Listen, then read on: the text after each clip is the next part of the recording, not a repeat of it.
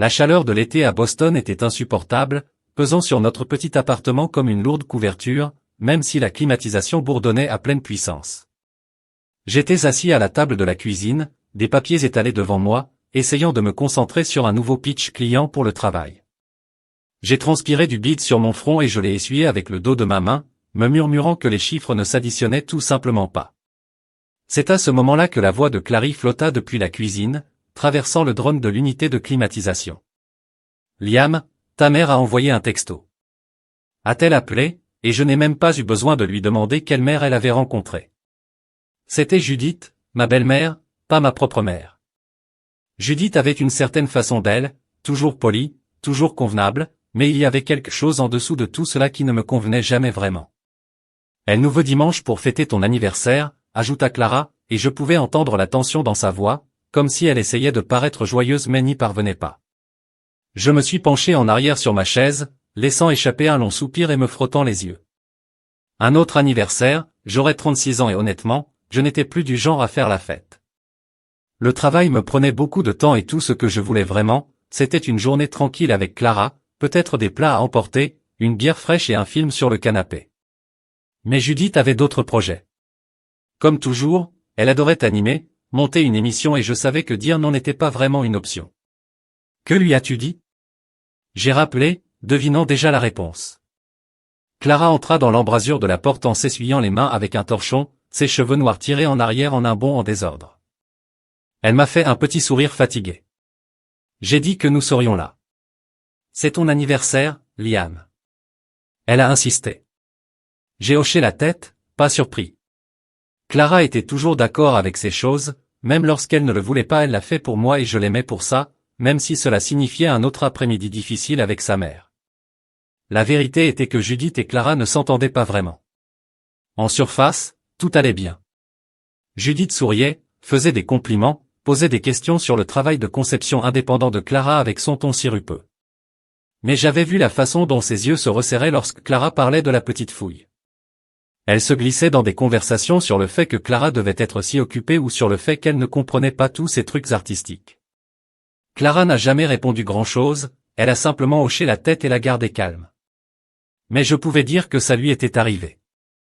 Je lui avais posé la question une fois, tard dans la nuit, alors que nous étions allongés dans notre lit, la ville bourdonnant devant notre fenêtre. « Est-ce que ça te dérange ?» avais-je dit, mon bras passé autour d'elle, elle haussa les épaules, regardant le plafond. C'est juste comme elle est. Je m'en occupe. C'était Clara, forte, stable, supportant toujours plus qu'elle ne le devrait. J'ai poussé les documents de présentation de côté et je me suis levé en étirant mon dos raide. L'appartement sentait le nettoyant au citron que Clara avait utilisé plus tôt, mélangé à la légère chaleur du jour qui s'infiltrait à travers les murs. Je me dirigeai vers la cuisine où elle rinçait un verre dans l'évier, les épaules un peu voûtées. « Tu es sûr que tu es d'accord avec ça ?» ai-je demandé. Appuyée contre le comptoir, elle me regarda, ses yeux noisettes captant la lumière. « C'est bon, Liam, c'est un jour qu'on ira manger du gâteau et qu'on rentrera à la maison. » Elle fit une pause puis ajouta avec un sourire narquois. « En plus, tu sais qu'elle ne me laissera jamais entendre la fin si nous sautions. » J'ai ri d'un rire court et sec. C'était vrai. Judith avait une façon de s'accrocher aux choses, les transformant en petits voyages de culpabilité polis qui duraient des semaines. Je m'approchai et posai ma main sur son bras, sentant la chaleur de sa peau sous mes doigts. « Merci, » dis-je doucement.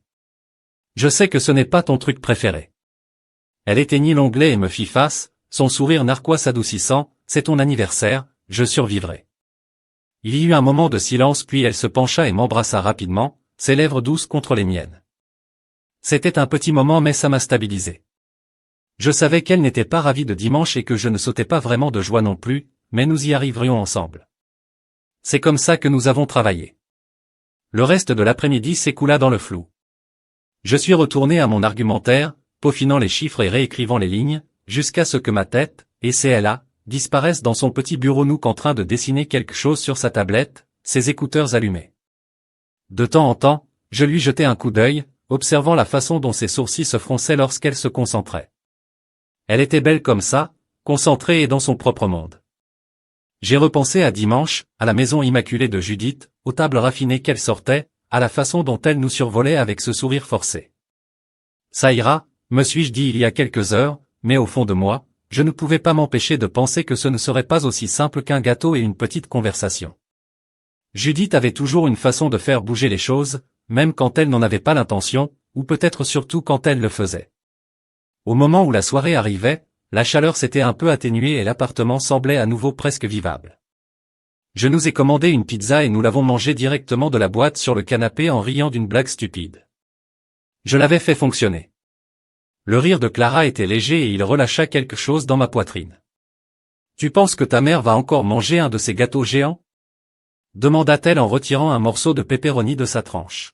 « Probablement, » dis-je en souriant, chèque, fait en toute une histoire comme si j'avais encore 10 ans. Clara secoua la tête, toujours souriante, elle adore ce genre de choses. Ouais, elle l'a fait, et je suppose qu'à sa manière, Judith pensait qu'elle faisait quelque chose de bien. J'aurais juste souhaité qu'il n'y ait pas toujours l'impression qu'il y avait un piège. La veille du dîner chez Judith, j'étais affalé sur le canapé, parcourant mon téléphone, essayant de me détendre après une longue semaine. L'appartement était plus calme que d'habitude. Clara était en train de ramasser quelques affaires pour son dernier projet de design et le bourdonnement du a été le seul son qui me tenait compagnie. La chaleur de Boston ne s'était pas calmée et même avec les rideaux tirés, je la sentais se presser contre les fenêtres. J'étais sur le point de me lever et de prendre une bière quand la sonnette retentit brusquement et fort. Je fronçai les sourcils, n'attendant personne, et me hissai hors du canapé, mes pieds nus collant légèrement au parquet alors que je me dirigeais vers la porte. Quand je l'ai ouvert, un coursier se tenait là, un jeune homme en uniforme bleu délavé tenant une petite boîte réfrigérée. « Liam Harper ?» demanda-t-il en jetant un coup d'œil à son presse-papier. « Ouais, c'est moi. » dis-je confus. Il m'a tendu le colis, froid au toucher et l'application a épinglé une pancarte pour cela. J'ai griffonné mon nom et il est parti avant même que je puisse demander de qui il venait. J'ai fermé la porte et retourné la boîte. Dans mes mains, l'étiquette a attiré mon attention, Méhonte Chocolate.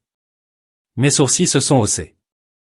J'avais entendu parler de cet endroit, d'un chocolat raffiné ici en Nouvelle-Angleterre, qui coûtait plus cher pour une seule truffe que pour un repas complet. Qui m'enverrait quelque chose comme ça? La clé de Clara tourna dans la serrure à ce moment-là et elle entra dans les bras chargés de sacs de course. Et, dit-elle en fermant la porte derrière elle. Ses yeux se posèrent sur la boîte que je tenais dans mes mains et elle pencha la tête. Qu'est-ce que c'est? Je l'ai retenu, toujours un peu abasourdi. Aucune idée, je viens d'être livré. Ça vient du chocolat Mahon. Elle a posé ses sacs sur le comptoir et est venue s'essuyer les mains avec son jean. Judith a envoyé ceci, a-t-elle demandé, sa voix s'élevant de surprise. J'ai haussé les épaules, décollant l'étiquette d'expédition pour vérifier. Effectivement, elle était là, Judith Lancaster, son nom et son adresse soigneusement imprimés dans la tache de cendre. Apparemment, dis-je en secouant la tête, je suppose que c'est une histoire d'anniversaire en avance. Clara haussa un sourcil et croisa les bras. C'est extravagant même pour elle. Je ne pouvais pas contester cela. Judith adorait les grands gestes, mais c'était le next level, même pour elle. J'ai posé la box sur la table basse et j'ai attrapé une paire de ciseaux SC dans le tiroir de la cuisine. Voyons ce qu'il y a à l'intérieur, dis-je, la curiosité me tirant. Clara se pencha tandis que je coupais le ruban adhésif, son épaule effleurant la mienne. L'air froid nous frappa lorsque je soulevai le couvercle, révélant une élégante boîte en velours noir nichée dans une sorte de rembourrage en mousse fantaisie. Je l'ai ouvert et elles étaient là, des rangées de truffes parfaitement brillantes, chacune ressemblant à une petite œuvre d'art. L'odeur m'a tout de suite frappé, riche et sucrée, comme du cacao et quelque chose d'autre que je ne pouvais pas placer. Putain de merde, marmonnai-je en ramassant la carte cachée à l'intérieur. C'était l'écriture de Judith, toutes en boucle et en fioritures, impossible à tromper, spécialement sélectionnée juste pour vous. On pouvait y lire, signé de son J dramatique habituel. Je l'ai montré à Clara et elle l'a scanné, ses lèvres se pressant dans ce petit sourire serré. Elle s'occupait toujours des affaires de sa mère. Elle a tout fait, dit-elle d'un ton plat. J'acquiesçai en posant la carte. Ouais, je suppose qu'elle veut vraiment faire de cet anniversaire une grosse affaire. Clara n'a rien dit d'autre, elle m'a juste lancé ce regard à moitié amusé, j'avais quelque chose que je ne pouvais pas lire, et elle s'est retournée pour déballer ses bagages. Je suis resté assis là pendant une minute à regarder les truffes. Ils ont l'air trop beaux pour être vrais, presque trop jolis pour être mangés. Une partie de moi voulait en ouvrir un sur le champ, mais je pensais que je les garderais pour plus tard, peut-être après le dîner ou quelque chose du genre. Tu en veux un? J'ai demandé à Clara en tendant la boîte alors qu'elle mettait un carnet de croquis dans son dos. Elle jeta un coup d'œil par-dessus son épaule et secoua la tête. Non, je vais bien, ce sont les vôtres. Il y avait un petit côté tranchant dans sa voix, rien de grave, mais suffisamment pour que je le remarque. Mais j'ai laissé tomber. De toute façon, Clara n'aimait pas les sucreries et je ne voulais pas insister. Le reste de la journée s'est déroulé lentement et facilement. Clara a disparu dans son bureau, s'est mise au travail et j'ai allumé la télé, regardant à moitié une émission de rénovation domiciliaire.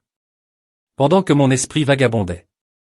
La boîte de chocolat était posée sur la table, attirant mon attention toutes les quelques minutes. Je n'arrêtais pas de penser à Judith, pourquoi elle avait envoyé quelque chose d'aussi sophistiqué et à l'improviste. Elle avait toujours été gentille avec moi, peut-être trop gentille parfois, comme si elle essayait de me prouver quelque chose.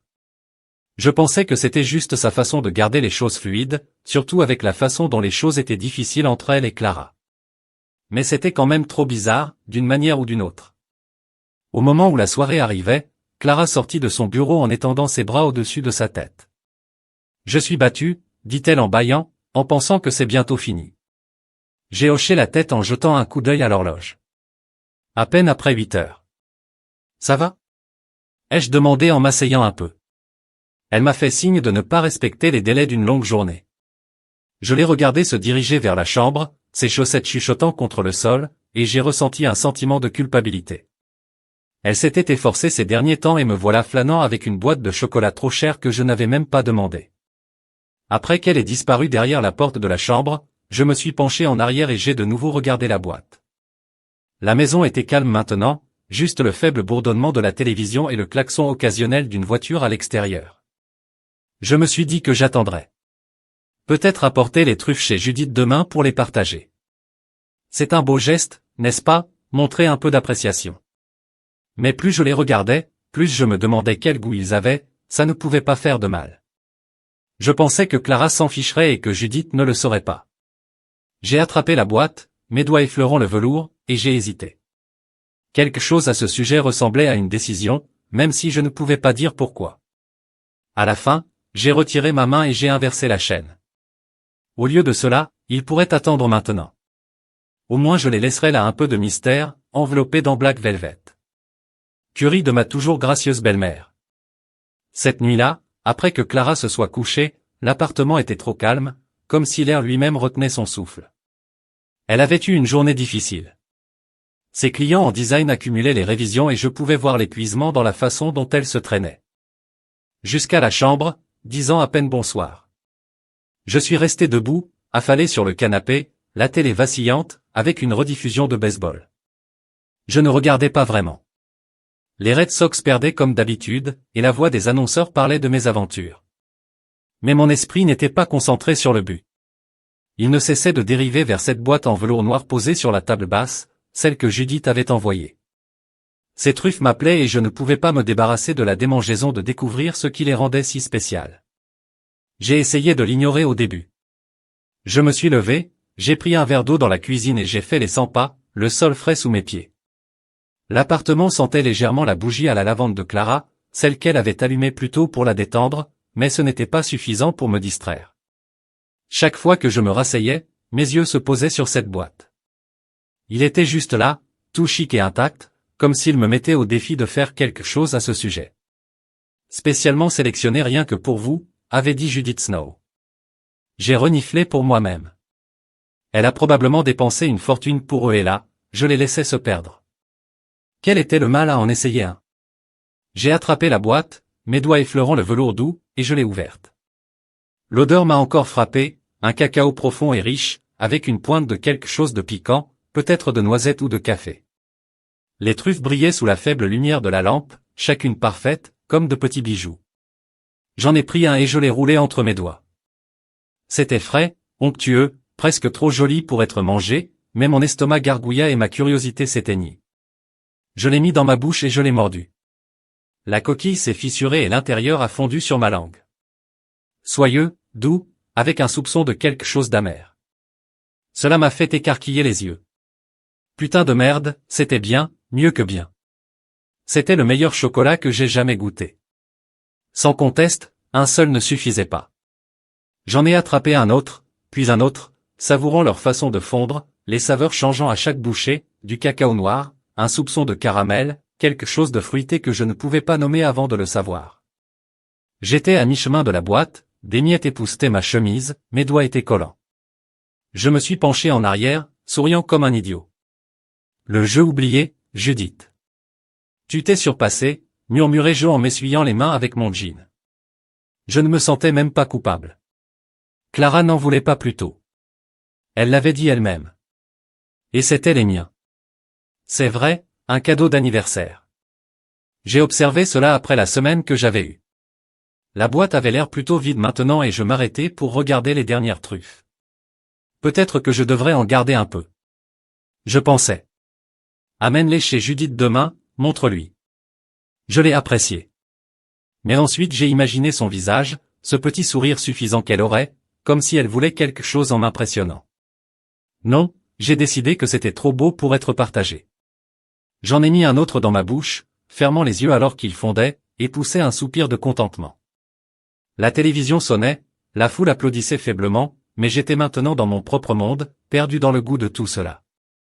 Au moment où j'ai terminé le dernier, la boîte était un désordre d'emballage froissé et de velours taché. Je restais assis là à le regarder, un peu abasourdi. Oups, dis-je à voix haute, ma voix traversant le silence. J'avais tout mangé, chaque truffe. Mon estomac était lourd mais je ne pouvais pas m'en soucier. Ce n'était pas comme si Clara s'en soucierait.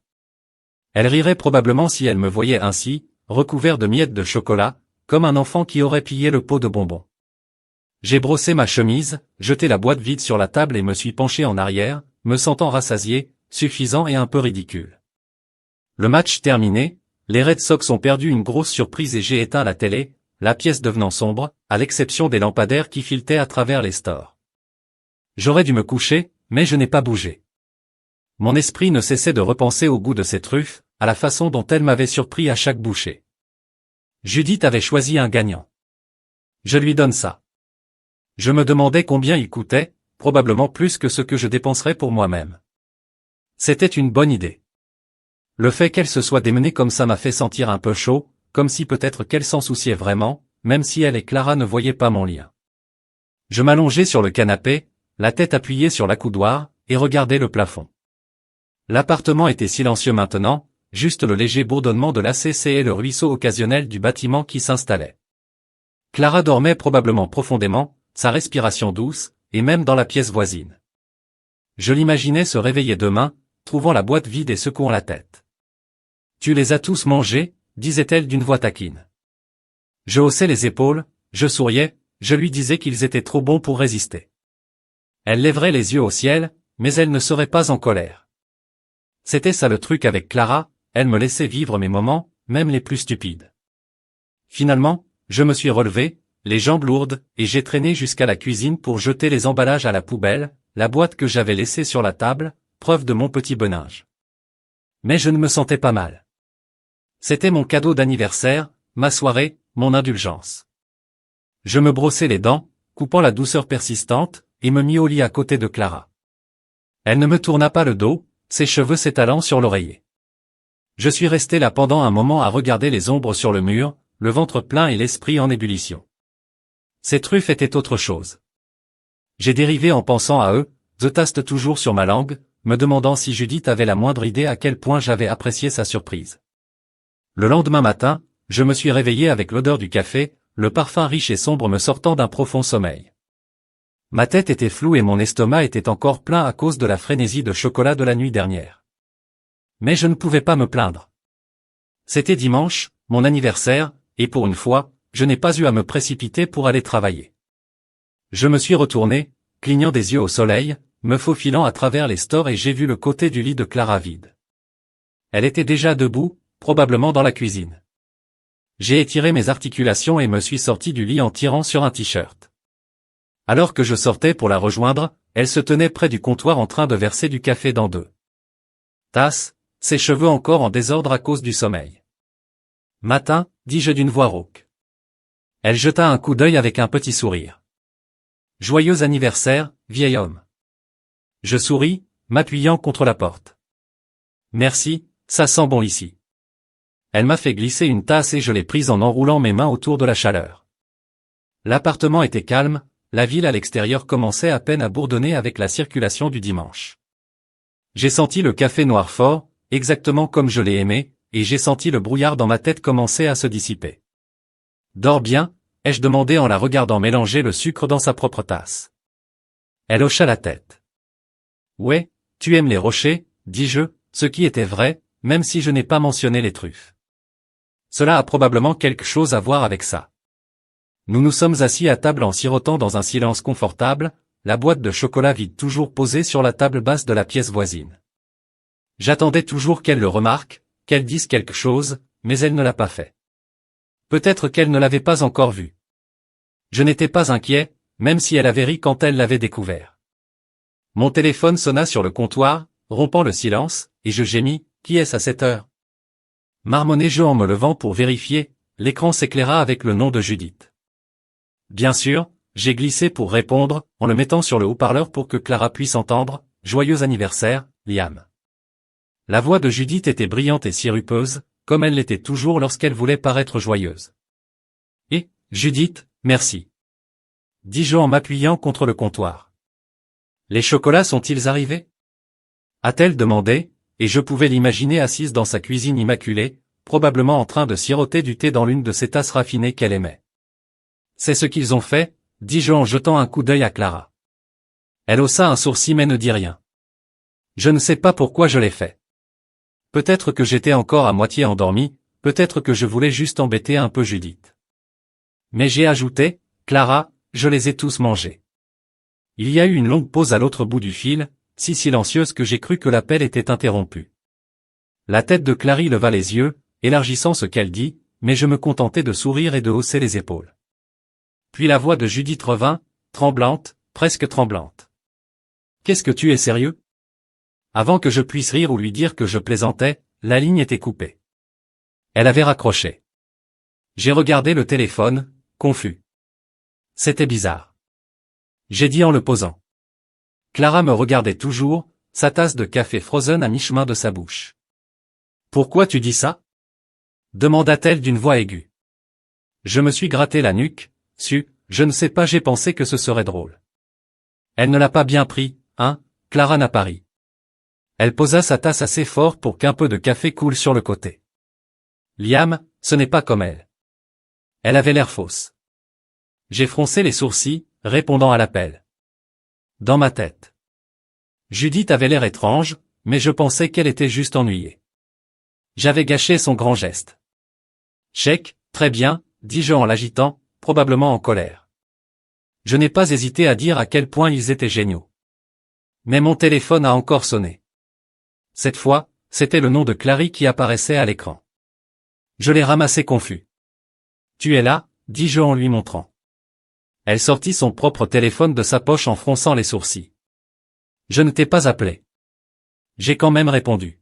« Bonjour, Clark. » La voix retentit, essoufflée, paniquée.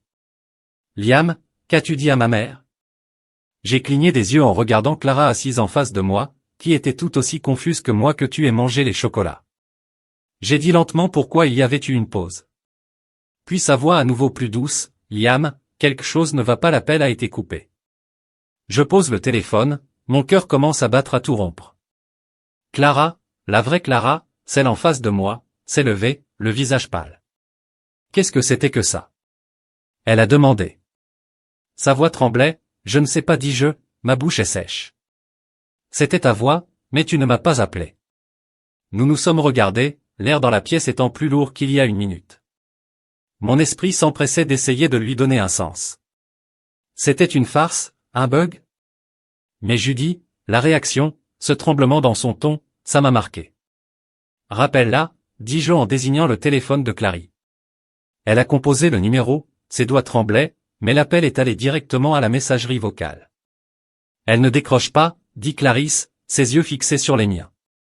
J'ai pris une profonde inspiration en essayant de rester calme. Ok, ne paniquez pas, peut-être qu'elle est juste, je ne sais pas, bouleversée à cause des chocolats. C'est Judith, elle réagit de manière excessive. Mais même en le disant, je n'y croyais pas, quelque chose n'allait pas et je pouvais le sentir dans mon ventre, une touche froide qui n'avait rien à voir avec le café. Clara secoua la tête. Non, Liam, ça appelle ma voix. Ce n'était pas moi. Et maman avait l'air effrayée, pas en colère. Elle avait raison. J'ai rejoué les paroles de Judith, la façon dont sa voix s'est brisée. Il ne s'agissait pas de la taquiner, c'était autre chose. Je me suis dirigé vers la table basse, j'ai attrapé la boîte de chocolat vide et je l'ai retournée dans mes mains. Le velvet était taché, les râpeurs partis, mais l'étiquette était toujours là. Peut posséder du chocolat. Le nom de Judith, son adresse, ce n'est peut-être rien. Je me suis dit plus à moi-même qu'à Clara. Peut-être qu'elle dramatise, mais Clara n'a pas répondu. Elle regardait son téléphone, ses jointures blanches autour. Liam, dit-elle doucement, et si ce n'était pas rien? Je n'avais pas de réponse à cela. Tout ce que je savais, c'est que la matinée avait commencé, un café normal, un dimanche tranquille, mon anniversaire, et maintenant j'avais l'impression que quelque chose se déroulait, quelque chose que je ne pouvais pas encore voir. Clara est rentrée tôt cet après-midi et à la seconde où j'ai vu son visage. Je savais que quelque chose n'allait vraiment pas. Elle a franchi la porte en trombe, ses clés claquant sur le comptoir, sa peau pâle, comme si elle l'avait vu fantôme. J'étais sur le canapé, encore secoué par cet étrange appel téléphonique plus tôt. Mon café à moitié fini, froid sur la table, Liam, dit-elle, la voix tremblante alors qu'elle déposait son sac près de la porte. Ma mère vient de m'appeler. Je me redressai, le ventre serré. Qu'a-t-elle dit? Clara traversa la pièce et se laissa tomber sur la chaise en face de moi, ses mains se tordant l'une contre l'autre. Elle avait l'air terrifiée, elle n'arrêtait pas de me demander si j'allais bien, si j'avais mangé quelque chose d'étrange. Puis elle a raccroché. Je l'ai regardée essayant de comprendre, Judith terrifiée. Ça ne convenait pas, elle a toujours été si unie, si en contrôle. Même lorsqu'elle était ennuyée, elle le masquait avec son sourire poli. Attends, ralentis. Dis-je en me penchant en avant. C'est à propos des chocolats, n'est-ce pas ce que je lui ai dit ce matin? Clara hocha la tête, les yeux écarquillés, je pense. Donc elle ne disait pas grand-chose, se contentant de répéter, tu ne les as pas mangés, tu as aimé. C'était la vie ou la mort. Ma poitrine était serrée et je me frottais le visage, essayant de me débarrasser de l'onise qui grandissait. Je ne comprends pas. Je les ai mangés, pas toi. Pourquoi est-ce qu'elle flippe à cause de toi? C'est à ce moment-là que ça m'a frappé, non pas comme une pensée mais comme un coup de poing dans le ventre. Mon estomac s'est tordu, vif et soudain, et ce n'était pas seulement nerveux.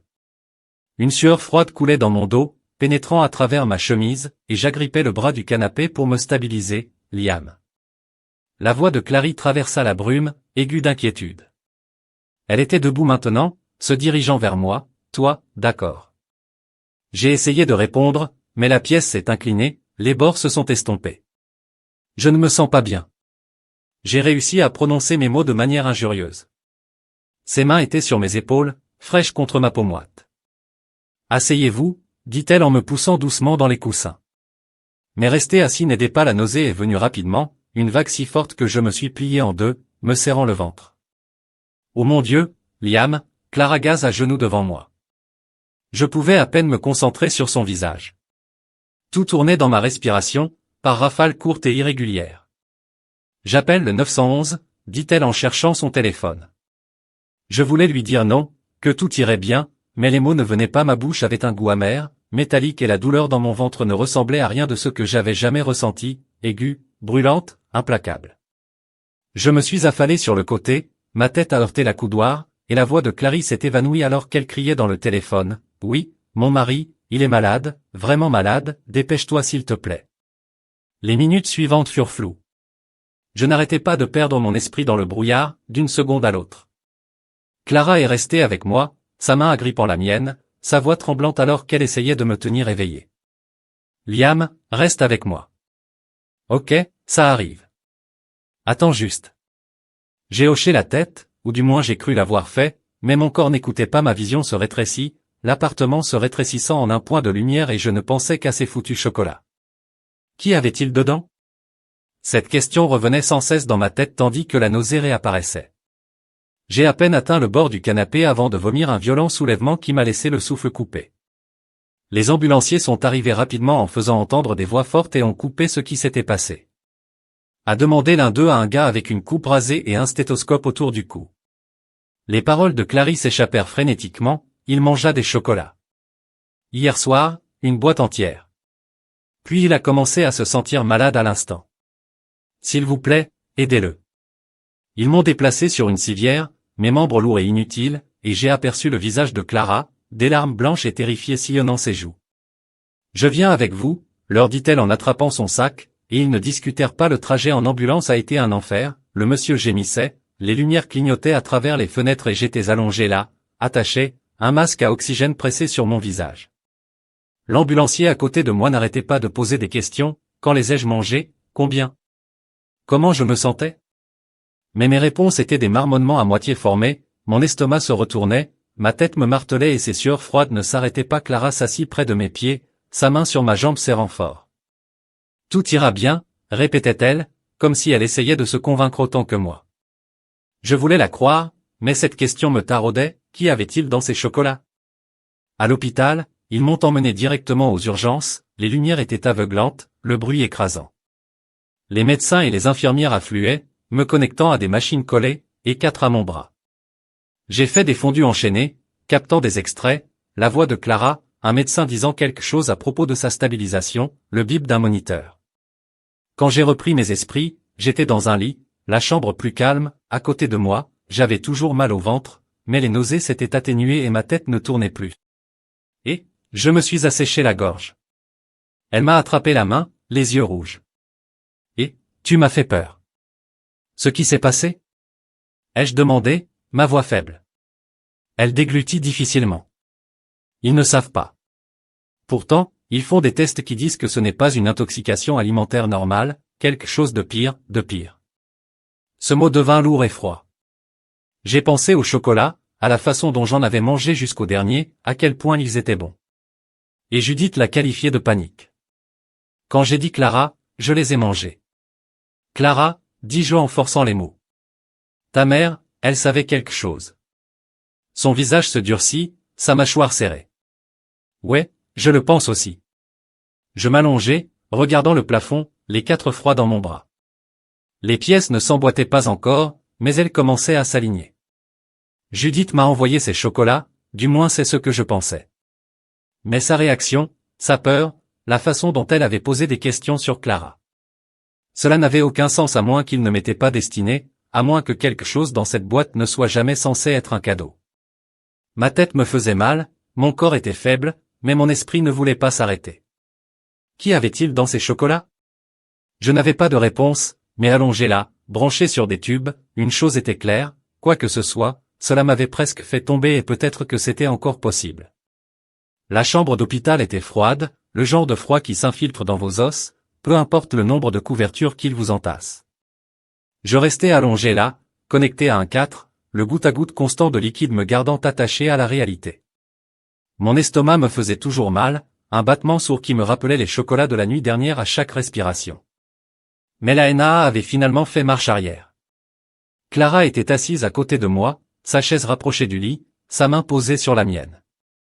Elle n'avait pas dit grand-chose depuis le départ du médecin, se contentant de fixer le sol, les lèvres serrées. Je pouvais dire que son esprit s'emballait, le mien aussi.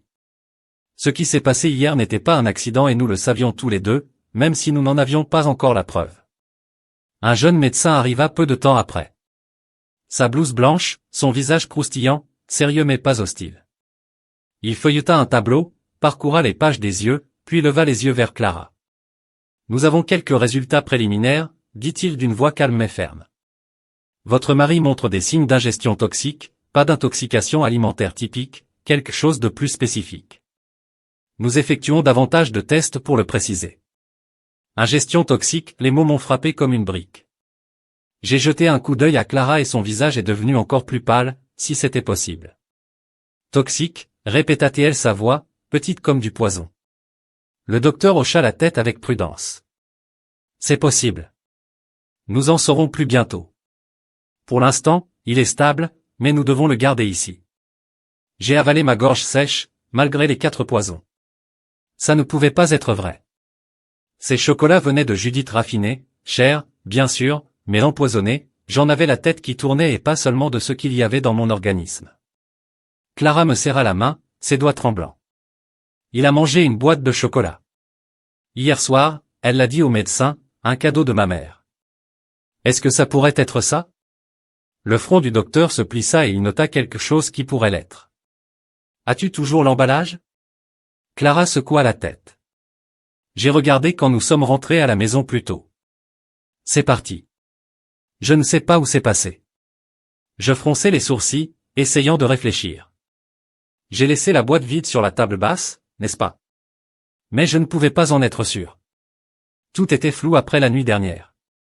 Le médecin est parti après ces nouvelles prometteuses et la pièce est redevenue silencieuse. J'ai regardé le plafond, les lumières fluorescentes bourdonnant faiblement au-dessus. Clara, dis-je d'une voix rauque, ça n'a pas de sens. Pourquoi ta mère m'enverrait-elle des chocolats empoisonnés? Elle n'a pas répondu tout de suite, elle a juste continué à passer son pouce sur mes jointures, les yeux lointains, je ne sais pas dit-elle finalement, mais son appel aujourd'hui. Elle avait peur, Liam, comme si elle pensait que je les avais mangés. Cela m'a encore frappé. La panique de Judith quand j'ai menti et dit que Clara avait les chocolats. Ce n'était ni de la contrariété ni de la déception, c'était de la peur, une vraie peur. Avant que je puisse dire quoi que ce soit d'autre, une nouvelle voix brisa le silence, un ton grave et ferme venant de l'embrasure de la porte, « Monsieur Harper, Madame Harper, nous avons tous les deux levé les yeux. » Un homme se tenait là, la quarantaine peut-être, vêtu d'un costume gris uni et d'un insigne attaché à sa ceinture. « Je suis le détective Eli Moreno, dit-il en entrant. Ça ne vous dérange pas si je vous pose quelques questions? » Clara hocha la tête, se redressa et j'y parvins une semaine. Bien sûr, il sortit un petit carnet de sa poche. Ses yeux sombres, perçants, mais pas méchants. L'hôpital nous a appelés. Il nous a expliqué les empoisonnements présumés, ce qui n'est pas quelque chose que nous prenons à la légère. Peux-tu me dire ce qui s'est passé? Clara prit les devants, sa voix étant désormais plus ferme. Elle lui a parlé des chocolats, comment ils venaient de Judith, comment je les avais tous mangés, comment je m'étais effondré plus tôt. Moreno écoutait, griffonnant des notes, le visage illisible. Quelque chose d'inhabituel dans la livraison, a-t-il demandé?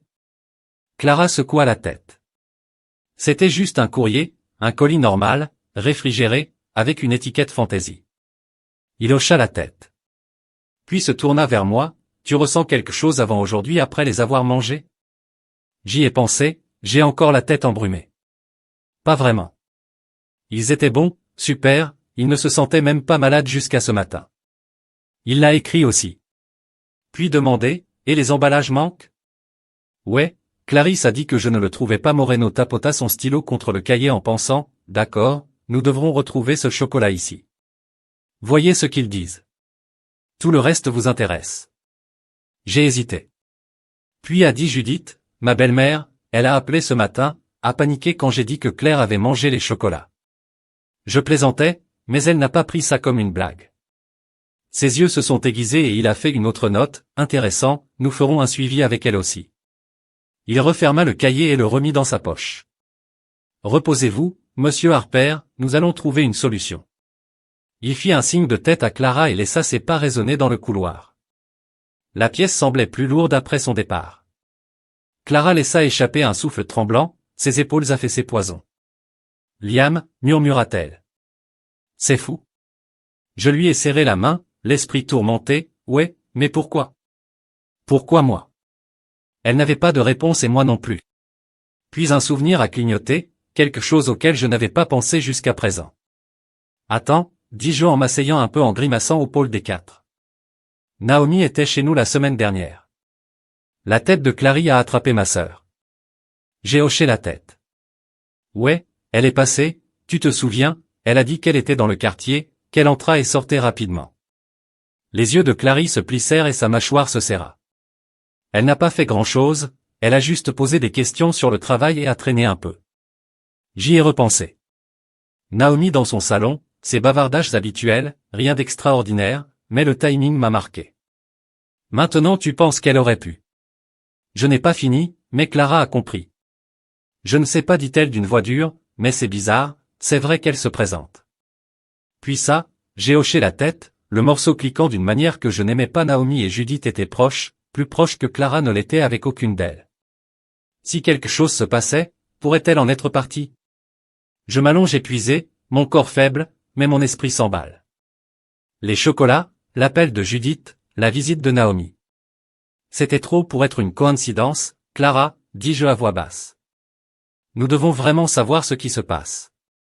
Non, elle hocha la tête, le visage figé.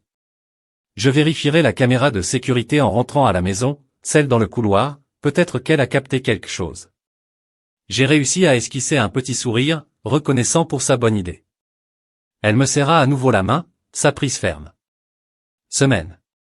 Découvre ça, Liam. Je promets que je l'ai cru. Peu importe ce qu'il y avait dans ces chocolats, quoi que Judith et peut-être Naomi avaient prévu, nous ne l'avions pas lâché. Ni maintenant, ni après. La chambre d'hôpital commençait à ressembler à une cage, les murs blancs se refermant à mesure que les heures s'éternisaient. Je restais là, toujours faible, la fourline tirant sur mon bras. Chaque fois que je bougeais, les machines bipaient régulièrement, un rythme auquel je ne pouvais pas échapper, et ma tête me faisait mal à force d'essayer de tout reconstituer. Clara avait été à mes côtés presque toute la journée, mais je l'ai convaincue de rentrer chez elle et de vérifier les images des caméras de sécurité de notre couloir. Nous avions besoin de réponses, de quelque chose de concret, et cette petite caméra était notre meilleure chance. Elle avait hésité, les yeux inquiets, mais je lui avais serré la main et lui avais dit, « Je vais bien, vas-y, il faut qu'on sache. » Elle hocha la tête, m'embrassa sur le front et partit, promettant de revenir bientôt. J'étais maintenant seul à regarder le plafond, mon esprit fixé sur Judith et Naomi. Les mots du docteur, ingestion toxique, résonnaient sans cesse et je ne pouvais pas me débarrasser de l'image de cette boîte de chocolat, tout en velours et pleine de promesses, posée sur notre table basse. J'en avais mangé jusqu'au dernier, pensant que c'était juste un cadeau raffiné. Et maintenant j'étais là, branché à des tubes, luttant contre tout ce qu'il m'avait fait empoisonner, le mot ne semblait toujours pas réel. Pourquoi Judith m'enverrait-elle du poison? Ou était-ce même destiné à moi? Sa panique quand j'avais dit que Clara les avait mangés? Il m'a donné une pièce de puzzle qui ne rentrait pas, pourtant la porte s'ouvrit en grinçant, me sortant de mes pensées. Mais c'était juste une infirmière qui vérifiait mon dossier. Elle a ajusté quelque chose sur le courant, m'a fait un rapide sourire et est partie sans un mot.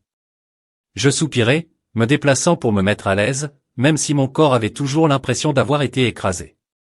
C'est alors que j'ai entendu des voix, basses, étouffées, venant du couloir à l'extérieur de la salle d'attente voisine. Au début, je ne distinguais pas grand-chose, juste le bourdonnement de la conversation. Mais alors une voix aiguë, familière et tendue, Naomi. Mon souffle s'est arrêté et je me suis efforcé d'écouter, mon cœur cognait contre mes côtes. Il n'était pas censé les manger tous, murmura-t-elle d'un ton urgent, presque suppliant. Mon estomac s'est effondré. J'ai retenu mon souffle, en attendant, puis la voix de Judith s'est fait entendre et a sifflé, « Tais-toi, ne dis plus un mot. » Les mots m'ont frappé comme une gifle, claire comme le jour, même à travers le mur. J'ai gelé mon esprit, courant pour rattraper mon retard. Il n'était pas censé les manger tous. Il parlait de moi et de ses chocolats. Mes mains serraient la fine couverture d'hôpital blanche de Knuckle. Ce n'était pas une erreur ou un mauvais lot de chocolat ici. Ils avaient eu l'intention de faire ça, mais pas avec moi. La façon dont Judith a paniqué à propos de Clara, c'était froid et moche. Ils voulaient que Clara les mange. Je restais là, abasourdi, la poitrine serrée. Le poison n'était plus seulement une possibilité, il était réel et il avait une cible. Clara, ma femme, la femme assise près de mon lit toute la journée, terrifiée pour moi, était celle qu'il recherchait. Pourquoi? Qu'est-ce que Judith et Naomi pourraient gagner en lui faisant du mal? Ma tête tournait, la colère bouillonnant parallèlement à la confusion. Je voulais les arracher, sortir en trombe et exiger des réponses, mais mon corps ne me le permettait pas. J'étais coincé, impuissant, écoutant leurs voix s'estomper, leurs pas se retirer dans le couloir. La porte s'ouvrit à nouveau un moment plus tard, Clara, cette fois son visage pâle et figé comme si elle avait vu quelque chose qu'elle ne pouvait pas ignorer. Elle ne s'est même pas assise, elle est restée là, tenant son téléphone. « Liam » dit-elle à voix basse. Je les ai entendus. J'ai hoché la tête. Ma gorge serrée, moi aussi, Naomi et ta mère à l'extérieur de la salle d'attente. Ses yeux s'écarquillèrent et elle s'approcha, ses mains tremblantes. Qu'ont-ils dit? J'ai dégluti, forçant les mots à sortir. Naomi a dit que je n'étais pas censé tous les manger. Judith lui a dit de se taire. Le souffle de Clary se coupa et elle se laissa tomber dans le fauteuil, son téléphone glissant sur le lit. Oh mon Dieu, leur murmura-t-elle. Ils ont essayé de m'empoisonner. J'ai attrapé sa main, la mienne, tremblant de faiblesse et de rage. Ouais, j'ai dit ma voix rauque, c'est à ça que ça ressemble. Elle m'a regardé, ses yeux noisettes vitreux de larmes. Elle ne laisserait pas tomber. Pourquoi? Pourquoi ferait-il ça? Je secouai la tête, aussi perdue qu'elle l'était. Je ne sais pas, mais ils ont fait une erreur. Je les ai mangés à la place. Elle laissa échapper un rire tremblant, amer et brisé. Tu m'as sauvé en étant un cochon. J'ai essayé de sourire, mais cela n'a pas atteint mes yeux, je suppose. Alors elle a pris son téléphone, sa mâchoire serrant les images de la caméra. Je l'ai vérifié.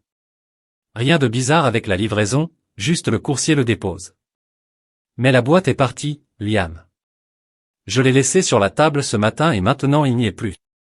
Mon esprit s'est rappelé la visite de Naomi la semaine dernière. Quelqu'un l'a pris. J'ai dit, peut-être Naomi, peut-être Judith, pour brouiller les traces. Clara hocha la tête, son visage se durcissant, ils ne s'en sortiront pas comme ça. J'ai appelé le détective Moreno sur le chemin du retour. Il me retrouve à la maison demain pour regarder de plus près. Bien, dis-je d'une voix ferme, malgré ma fatigue. Nous en avons la preuve maintenant. Ils ont glissé en parlant là où on pouvait entendre. Moreno les a cloués. Clara m'a serré la main, sa poigne était féroce. Je l'espère. Je ne peux pas croire ça. Liam, ma propre mère, ma sœur, sa voix s'est brisée et je l'ai rapprochée, posant mon front contre le sien. Nous y arriverons, dis-je en pensant chaque mot. Il ne gagne pas, elle est restée ainsi pendant un moment, sa respiration se calant contre la mienne, et je me suis accroché à elle, la seule chose que Sol avait dans ce désordre. Mon corps souffre. Ma tête me faisait mal, mais la colère me maintenait vif. Judith et Naomi avaient essayé de m'enlever Clara. Que ce soit de la jalousie, de l'argent ou autre chose, je m'en fichais. Ils avaient échoué et maintenant ils paient. J'ai repensé à ces chocolats. Comment j'avais mangé tout le monde sans me rendre compte de ce qu'ils étaient. Si je ne l'avais pas fait, Clara serait peut-être celle qui est dans ce lit, ou pire. Cette pensée m'a fait tourner l'estomac, mais elle a aussi allumé un feu en moi. Quel que soit leur plan, c'était fini. Nous nous en assurerions. L'hôpital m'a donné congé le lendemain, mais je me sentais toujours comme l'ombre de moi-même, faible, tremblante, comme si mon corps n'était pas encore complètement à moi. Clara nous a ramenés à la maison, les mains attachées au volant, ses yeux se tournant vers moi toutes les quelques minutes, comme si elle avait peur que je m'effondre à nouveau. Je ne lui ai pas reproché. Les médecins m'avaient stabilisé, disaient que le pire était passé, mais ils n'avaient toujours pas de réponse complète sur ce qu'il y avait dans ces chocolats. Nous en saurons plus lorsque les résultats du laboratoire reviendront. Ils nous l'ont dit, et c'est tout. Pour l'instant, j'étais juste content d'être hors de cette pièce stérile, loin des bips automatiques et de l'odeur de l'antiseptique. Mais rentrer à la maison ne me semblait plus en sécurité, pas après ce que nous avions entendu. Clara avait appelé le détective Moreno ce matin-là et il avait accepté de nous rencontrer à la maison avec une équipe pour fouiller chez Judith. Elle a à peine dormi. Je pouvais distinguer les cernes sous ses yeux, ses mouvements vifs et agités. Nous en terminons aujourd'hui, avait-elle dit alors que nous nous garions sur notre place de parking. Sa voix dure. J'ai hoché la tête, m'appuyant en arrière sur le siège, la tête toujours flouée, ils ne s'en sortent pas, elle tendit la main et me serra la main, une prise rapide et féroce, puis sortit pour m'aider à entrer. Je détestais avoir besoin d'aide, mais mes jambes vacillaient et je la laissai me soutenir dans les escaliers menant à notre appartement. Le détective Moreno attendait déjà devant notre porte avec un autre officier, une femme en uniforme, qui nous a fait un signe de la tête alors que nous nous approchions de Monsieur Harper. Madame Harper Moreno a dit que son costume gris était un peu froissé aujourd'hui. Comment tu tiens le coup? J'ai haussé les épaules, m'appuyant contre le mur. Ça a été mieux. Prêt à comprendre cela cependant.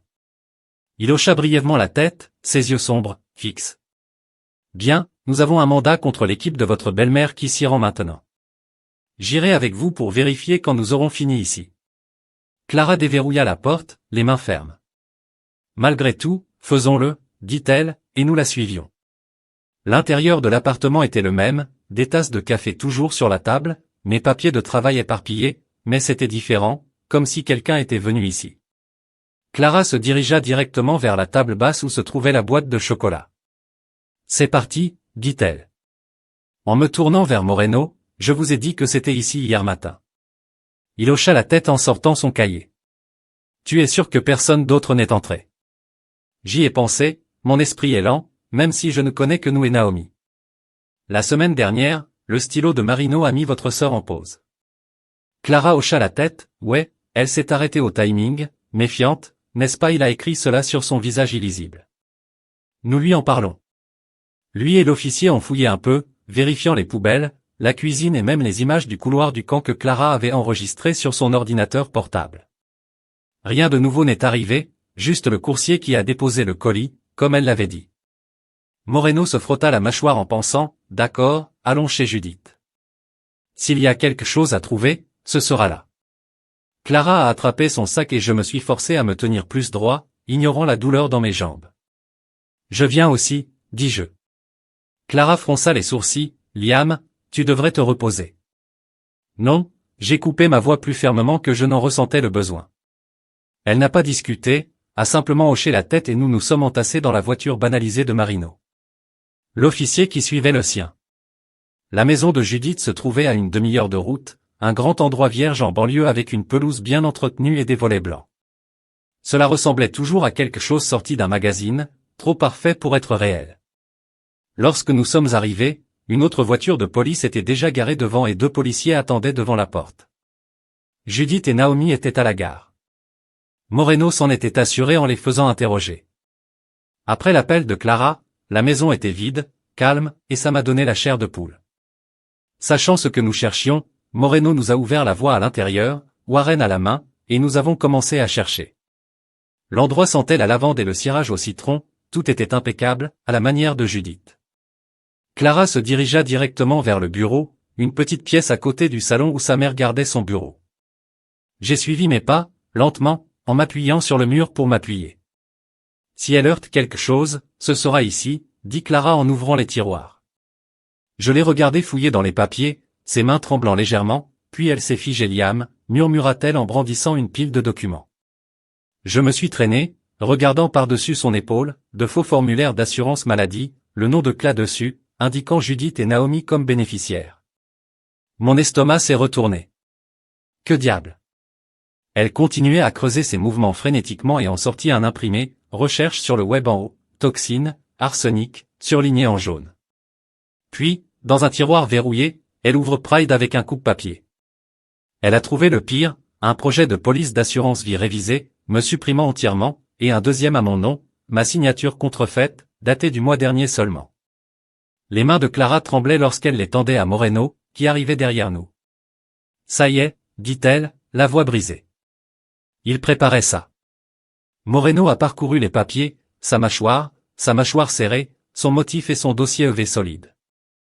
Il a tout mis dans un sac et en quelques heures, Judith et Naomi ont été arrêtés, Judith pour tentative de meurtre, Naomi pour complicité.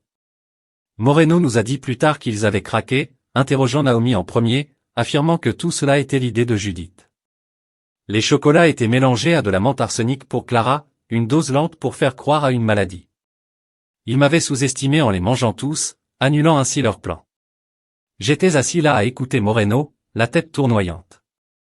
Ma belle-mère et ma belle-sœur avaient tenté de tuer ma femme pour le contrôle de l'argent, quelle qu'en soit la raison.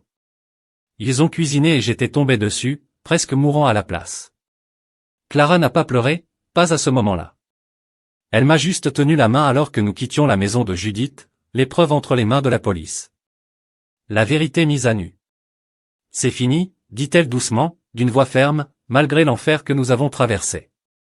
J'ai hoché la tête, la rapprochant. Ouais, ils ont fini. Et alors que nous revenions, le poids de cette histoire s'est atténué, non seulement la trahison mais le fait que nous y avons survécu ensemble. Le procès est arrivé rapidement, quelques mois seulement après ce jour chez Judith, mais c'était comme si des années s'étaient écoulées. J'étais alors sorti de l'hôpital, mais sur pied. J'ai perdu du poids et je me suis quand même fatigué trop vite. Les médecins avaient finalement localisé la présence d'arsenic dans ces chocolats, suffisamment pour tuer. Si j'avais été plus petit ou plus faible, ils disaient, j'ai de la chance. Je suppose que Clara et moi avions passé ces mois dans des limbes étranges à essayer de vivre normalement pendant que l'affaire s'accumulait. Le travail, le dîner, le sommeil nous gardaient sains d'esprit, mais l'ombre de ce que Judith et Naomi faisaient planer sur tout. Nous n'en avons pas beaucoup parlé, nous nous sommes juste serrés plus fort l'un contre l'autre, comme si c'était suffisant. Le tribunal a été brutal. J'étais assis dans la galerie avec Clara tous les jours, la main dans la sienne, regardant Judith essayer de transformer tout cela en quelque chose. Ce n'était pas le cas. Elle a pris la parole dans son chemisier repassé et pire le ressemblant tout à fait à la gracieuse belle-mère que je pensais autrefois qu'elle était. C'était un malentendu, dit-elle. Sa voix, ses yeux doux brillants de fausses larmes, une farce d'anniversaire qui a mal tourné. Je n'ai jamais eu l'intention de nuire à une farce. J'ai serré la mâchoire si fort que ça m'a fait mal, en me souvenant du lit d'hôpital, des intraveineuses, de la façon dont mon corps s'était retourné contre moi. La poigne de Clary se resserra, ses ongles s'enfonçant dans ma paume, mais elle ne détourna pas le regard. Elle regardait fixement sa mère, son visage, stone cold. Le procureur ne l'a pas cru et le jury non plus. Ils avaient les preuves, ces faux papiers d'assurance, les traces d'arsenic, le témoignage de Clary sur avoir entendu Judith et Naomi à l'hôpital. Le rapport de toxicologie était le clou dans le cercueil prouvant que les chocolats n'étaient pas une innocente confusion. L'avocat de Judith a tenté de rejeter la faute sur Naomi, affirmant qu'elle avait agi seule. Mais Naomi a accepté un accord de plaidoyer, une probation anticipée en échange de tout dévoiler. Elle était assise devant le tribunal, la tête baissée, admettant que c'était le plan de Judith depuis le début. Elle voulait du clairon. Naomi marmonna, à peine audible. L'argent, la maison, tout nous revenait. Je me sentais malade en entendant cela, sachant qu'ils accordaient une si faible valeur à la vie de Cla. Judith en a eu 6, pas assez, à mon avis, mais c'était quelque chose. Naomi a été libérée grâce à sa probation. Une tape sur le poignet qui a laissé un goût amer. Le marteau du juge est tombé et c'était fini, du moins au sens juridique du terme. Clara n'a pas dit un mot lorsque nous avons quitté la salle d'audience, elle s'est simplement penchée vers moi, les épaules tremblantes. J'ai enroulé mon bras autour d'elle, la guidant à travers la foule de journalistes à l'extérieur, leurs caméras ne diffusant aucun commentaire. J'ai grogné en poussant et nous sommes arrivés à la voiture en un seul morceau. Elle n'a pas pleuré et jusqu'à ce que nous soyons rentrés à la maison, enfermés à l'intérieur, et puis c'est arrivé, des sanglots silencieux et brisés qui m'ont déchiré plus que le poison ne l'a jamais fait. Nous avons décidé de quitter Boston après cela. Trop de fantômes, trop de souvenirs liés à cet appartement, à la maison de Judith, à toute cette foutue ville. Je suis sorti de l'hôpital 2 semaines après l'arrestation et nous avions déjà commencé à faire nos valises. Clara a complètement coupé sa famille, pas d'appel, pas de lettres, rien. Ils sont morts pour moi, dit-elle un soir en pliant des vêtements dans une boîte, d'une voix plate. Je n'ai pas discuté comment pourrais-je? Ils ont essayé de me l'enlever et j'avais presque tout perdu à cause de cela. Nous avons choisi une petite ville du Vermont, calme et verdoyante, loin du nom de Lancaster et de tout son poison, littéral ou autre. Le déménagement a été rapide. J'ai trouvé un emploi dans une société d'investissement locale, quelque chose de stable, moins stressé qu'à Boston. Clarisse a créé son studio indépendant, travaillant à nouveau depuis une pièce libre dans notre nouveau logement, une petite maison avec un porche et une vue sur les montagnes. Ce n'était pas luxueux, mais c'était le nôtre et c'était plus important que tout. Les premières semaines ont été étranges, s'adapter au silence, au rythme plus lent. Je me surprenais à regarder par-dessus mon épaule, m'attendant à moitié à ce que Judith apparaisse avec son faux sourire, mais elle était enfermée et Naomi était tenue à l'écart de nos vies. Nous étions en sécurité. Finalement, un soir, alors que les feuilles commençaient à devenir dorées dehors, Clara et moi nous sommes assis sur le porche avec des tasses de thé et avons regardé le soleil plonger sous les collines. Elle avait été silencieuse toute la journée, perdue dans sa tête et je l'avais laissée tranquille, d'accord? Ai-je demandé d'une voix douce. Elle hocha la tête, regardant sa moquerie. Ouais, je pense juste à tout ça. Je tendis la main et posai ma main sur son genou. On a réussi, Clara, c'est ce qui compte. Elle me regarda alors, ses yeux noisettes, plus doux qu'ils ne l'avaient été depuis des mois. Je sais, je déteste juste qu'il me déteste autant. J'ai serré sa jambe, ma poitrine, très fort. Ils ne te méritaient pas, ils ne l'ont jamais fait. Elle sourit, petite mais réelle, et appuya sa tête sur mon épaule. L'air était frais, la nuit s'installait et pour la première fois depuis longtemps, j'ai senti le poids se soulever, juste un peu. Nous n'étions pas encore guéris, pas après tout, mais nous y arrivions. J'ai pensé au procès, à la façon dont le visage de Judith s'était froissé lorsque le verdict était tombé. La justice, bien sûr, mais elle n'a pas effacé la trahison. Toujours assis là avec Clara, je savais que nous voudrions quelque chose de plus grand. Ils ont essayé de nous briser et ils ont échoué. J'ai embrassé le haut de sa tête, la respirant, et elle a murmuré, « Je t'aime, Liam, je t'aime aussi », dis-je, et je le pensais plus que jamais. Les jours qui ont suivi sont devenus plus faciles. J'ai recommencé à courir, lentement au début, pour reprendre mes forces. Le rire de Clara revenait plus souvent, ses croquis remplissant la maison de couleurs. Nous recommencions morceau par morceau, et cela nous semblait bien. Judith et Naomi étaient une cicatrice, mais les cicatrices s'estompent. Nous nous en étions sortis et c'était suffisant. Nous étions dans le Maine depuis quelques mois maintenant, nous installant dans notre nouvelle vie dans une ville endormie de la côte où l'air sentait le sel et le pain. La maison était petite, un cottage gris patiné avec un porche grinçant et une vue sur l'océan qui s'étendait à perte de vue par temps clair. J'avais décroché un emploi dans une société d'investissement local, rien de tape à accent grave-l'œil, juste un travail régulier qui me permettait de quitter le bureau. À 17h, Clara avait rouvert son studio de design indépendant, transformant la chambre d'Annie en un chaos de carnets de croquis et de tubes de peinture. Elle souriait à nouveau, pas tout le temps, mais suffisamment pour que je puisse voir l'ancienne elle revenir, la femme pour laquelle j'étais tombé il y a des années à Boston. C'était fin octobre, le genre de journée d'automne fraîche qui faisait briller les feuilles rouges et or sur le ciel gris. Je rentrais tôt du travail, ma cravate déjà desserrée, et j'ai trouvé Clara dans la cuisine en train de fredonner pendant qu'elle remuait quelque chose sur la cuisinière. L'odeur de la soupe, de pommes de terre peut-être, remplissait l'air, chaude et réconfortante. Et, j'ai dit. Déposant mon sac près de la porte, elle a retourné ses cheveux attachés avec un foulard et m'a fait ce doux sourire qui m'attirait encore à chaque fois. Salut toi-même, bonne journée, haussai-je les épaules, m'appuyant contre le comptoir. Pas mal, tais-toi. Elle hocha la tête, ses yeux scintillant de quelque chose que je ne pouvais pas situer. Pareil, j'ai fait un logo pour un client, oh, et celui-ci est venu pour vous. Elle fouilla dans sa poche et en sortit une petite boîte à cartes, pas plus grande que ma main, et la glissa sur le comptoir. J'ai froncé les sourcils en le prenant. Pas d'étiquette, juste du papier cartonné blanc un peu usé sur les bords. Qu'est-ce que c'est ça? Ai-je demandé en lui jetant un coup d'œil. Elle s'appuya contre le lavabo, croisant les bras, son sourire grandissant. Tu auras envie de t'asseoir pour ça, dit-elle d'une voix légère mais taquine. J'ai haussé un sourcil, curieux maintenant, et j'ai tiré une chaise à la table de la cuisine. Ok, tu as mon attention, dis-je en m'asseyant et en ouvrant la boîte.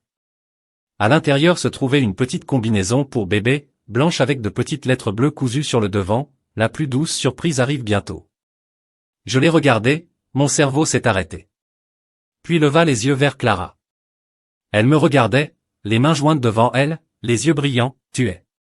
J'ai commencé, ma voix accrocheuse. Elle hocha la tête en se mordant la lèvre, on va avoir un bébé, Liam? Pendant une seconde, je ne pouvais plus bouger, je ne pouvais pas respirer. Je suis resté assis là, la combinaison dans mes mains, les mots pénétrants. Puis ça m'a frappé, un élan de joie si grand qu'il m'a presque renversé. Putain de merde, murmurai-je. Debout si vite. La chaise a gratté le sol. J'ai traversé la pièce en 2 pas et je l'ai prise dans mes bras, la soulevant de ses pieds. Elle a éclaté de rire et a enroulé ses bras autour de mon cou. Quand l'as-tu découvert? J'ai demandé en la posant mais sans lâcher mes mains sur sa taille ce matin, elle a dit, ses joues étaient roses. J'ai fait un test après ton départ, puis un autre pour être sûr. J'ai souri, mon cœur battant la chamade d'un bébé. Nous allons avoir un bébé, elle a encore hoché la tête, et j'ai vu les larmes couler, des larmes de joie cette fois. Le meilleur cadeau d'anniversaire de ma vie, dis-je d'une voix épaisse, et elle rit à travers ses propres larmes. Ton anniversaire n'est pas avant des mois, idiot, ça n'a pas d'importance. Dis-je en l'embrassant doucement d'abord, puis plus profondément, comme si je pouvais y verser tout ce que je ressentais. Nous sommes restés un moment là, dans la cuisine, à nous serrer les coudes, la soupe bouillonnante, oubliée sur la cuisinière. Mon esprit s'emballait, sautant d'une pensée au nom suivant un berceau, comment on le dirait aux gens. Mais surtout, je me sentais rassasié, comme si tout ce que nous avions vécu avait conduit à cela. Ça te va? Demanda Clary après un moment, en se reculant pour me regarder. Ok, dis-je, incrédule, Clara, je suis aux anges, n'est-ce pas? Elle sourit en posant son front contre le mien. Ouais, j'avais peur, mais ouais, j'ai hoché la tête en lui repoussant les cheveux. Moi aussi, nous trouverons une solution. Ce soir-là, nous nous sommes assis sur le porche après le dîner, emmitouflés dans des couvertures, contre la brise marine glaciale. Le ciel était clair, les étoiles étaient bien visibles au-dessus de l'eau, et je tenais la main de Clara, ses doigts entrelacés dans les miens. La soupe avait été bonne, pommes de terre et fuites, avait-elle dit, et nous l'avions mangée avec du pain de la boulangerie du coin, en parlant de rien et de tout. Maintenant, avec le calme installé, je la regardais, son profil, doux, dans la pénombre. Ne pas manger ces chocolats était la meilleure décision que vous ayez jamais prise, dis-je en plaisantant à moitié. Rit-elle en me serrant la main. Et toi, les manger tous aurait pu nous sauver tous les deux. J'ai ri. Le son grave et chaud. Ouais, je suppose que je suis un héros maintenant. Elle roula des yeux, mais son sourire resta. Ne sois pas arrogant. Nous étions assis là, les vagues s'écrasant légèrement au loin, et j'y ai réfléchi. Comme nous étions sur le point de tout perdre, Judith et Naomi, l'arsenic, l'hôpital. C'était comme une autre vie, celle que nous avions laissée derrière nous. Et maintenant ça, un bébé, un nouveau départ. Ce n'était pas seulement de la chance, c'était nous qui nous battions dans le désordre et en sortions plus forts. Tu penses que c'est un garçon ou une fille, ai-je demandé, mon pouce frottant ses jointures. Elle haussa les épaules, se penchant vers moi. Ne vous en souciez pas, tant que c'est sain. J'ai hoché la tête, imaginant un petit enfant courant dans cette maison en riant et en faisant des dégâts. Il faudra éventuellement un endroit plus grand, dis-je en réfléchissant à voix haute. Ouais, elle a accepté, mais c'est bon pour le moment. C'était. Le cottage était petit, mais c'était notre maison, et ce serait bientôt notre maison pour nous trois. J'ai embrassé sa main, sentant le métal froid de sa bague contre mes lèvres. Je t'aime, dis-je, simple et vrai, je t'aime aussi, murmura-t-elle en posant sa tête sur mon épaule. La nuit s'est déroulée paisiblement et la nôtre, et je me suis laissé y croire. C'était le bonbon que nous avions mérité, celui que personne ne pouvait nous enlever.